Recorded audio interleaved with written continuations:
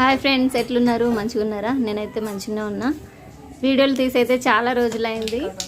కొన్ని reasons వల్లనైతే videos చేయలేదండి. ఇప్పుడు రెగ్యులర్గా వీడియోస్ వస్తాయి. మీ సపోర్ట్ ఉంటే నేను చాలా మంచి వీడియోస్ చేయాలని అనుకుంటున్నాను. ఈసారి అయితే ఈరోజు నేను ఏం వంట చేయబోతున్నానంటే 1 మినిట్లో అయిపోయే వంట అండి. అండ్ చాలా టేస్టీగా పిల్లలు ఇష్టంగా తినే హెల్దీయెస్ట్ వంట చేయాలనుకుంటున్నాను.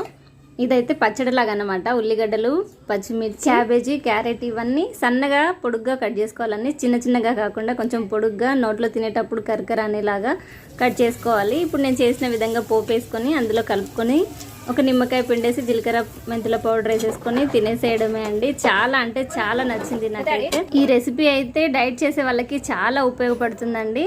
కావాలంటే మనం ఈవినింగ్ అయితే ఒక 2 చపాతీలకి ఇందులో ఉప్పు కారం తగ్గించేసి ఇది తినేస్తే డైట్ చేసే వాళ్ళకి బాగా అంటే బాగా యూజ్ అవుతుందండి. పొట్ట తగ్గడానికి అయితే చాలా బాగా యూజ్ అవుతుంది. నేనైతే మా ఆయనకి అదే పెడుతున్నాను.